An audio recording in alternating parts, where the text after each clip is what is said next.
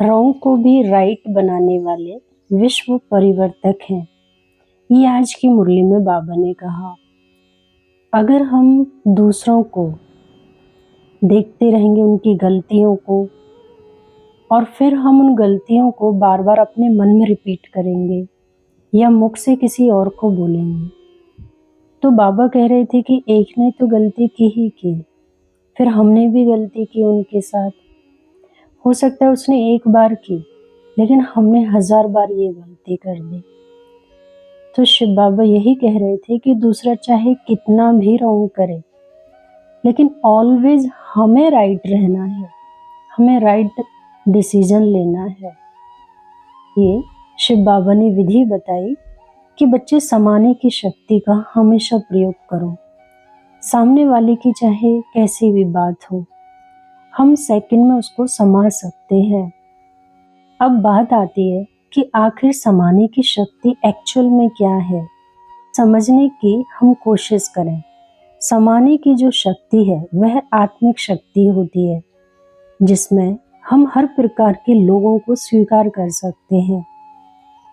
कोई मतभेद नहीं होता, अगर होता भी है तो जिसके अंदर ये समाने की शक्ति होती है वो तालमेल बिठाता है, चाहे परिस्थिति उसके फेवर में हो या ना हो, उसके अंदर इतनी क्षमता जरूर होती है क्योंकि वो समाना जानता है।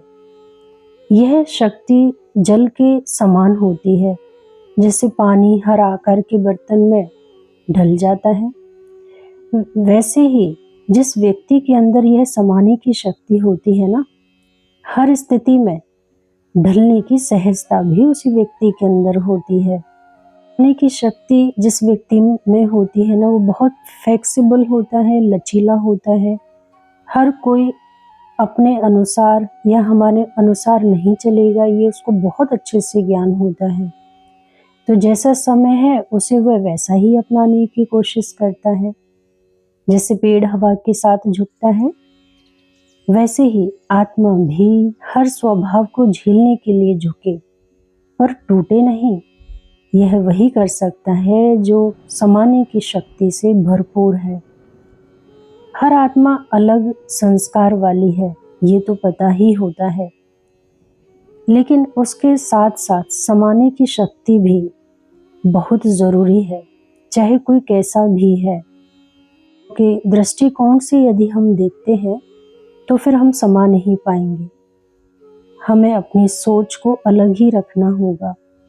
संस्कार अलग अलग हो सकते हैं हर एक किसी के, लेकिन मेरी खुद की सोच ऐसी हो जो मैं हर एक के साथ अपने आप को एडजस्ट कर सकूं।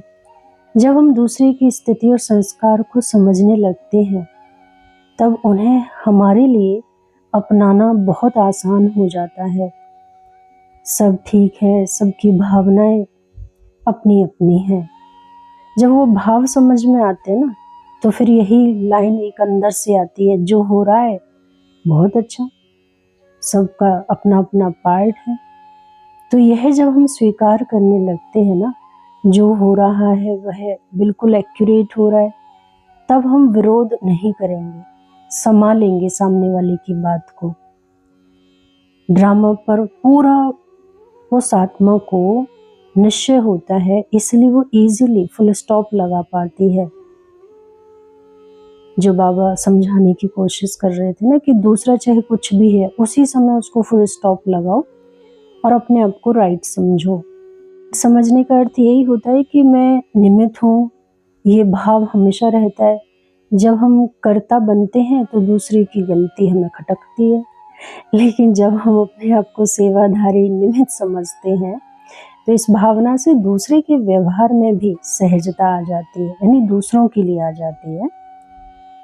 जो व्यक्ति समाने की उसमें रहता है तो उसको ये पता है कि उसके लिए योग कितना जरूरी है, क्योंकि उस समाने की शक्ति की जो पावर है ना, वो सिवाय परमात्मा के, क्योंकि परमात्मा को तो सब कितनी बातें कहते हैं, कितनी गालियां भगवान को देते हैं, लेकिन वो संभाल लेता है ना। तो परमात्मा में वो शक्ति होती है, वो हमारे अंदर भर देते हैं जब हम उनसे ध्यान लगाते हैं। अब कभी भी देखो, जो व्यक्ति समाता है, सहनशील होता है, उससे जब कभी कोई बात की आप चर्चा भी करेंगे ना, तो वो आपको यही कहेगा, कोई नहीं छोड़ दो, फुल स्टॉप लगाओ। तो अब सोचो, भगवान तो सारी दुनिया के बच्चों को देख रहा है और उनके लिए भी क्या कुछ नहीं लोग बोलते हैं, लेकिन वो सबको संभाल लेते हैं ना अपने बच्चों को। और फिर भी अपनी करुणा, दया है ना, सबको दिखाते रहते हैं, वो ज्ञान देते हैं, शक्तियाँ देते हैं। तो इसी तरह हमारा भी ना जो हृदय है परमात्मा की तरह विशाल हो जाता है।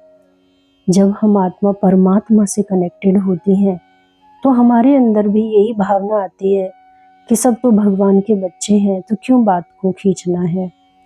बड़ी बात हर छोटी लगने लगती है, छोटी बात तो जड़ से ही खत्म होने लगती है, वहाँ तो ध्यान ही नहीं जाता है। से हम अपना जो स्वरूप है भगवान जैसा बनाएंगे, जैसे वो शक्तियों के गुणों के सागर हैं। और स्थूल में भी देखो, जैसे समुद्र सब नदियों को समा लेता है, वैसे ही महान आत्मा सब स्वभाव वाली आत्माओं को भी समा लेती है।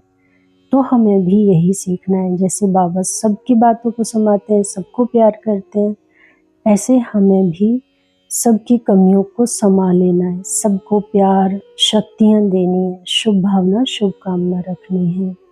ओम शांति।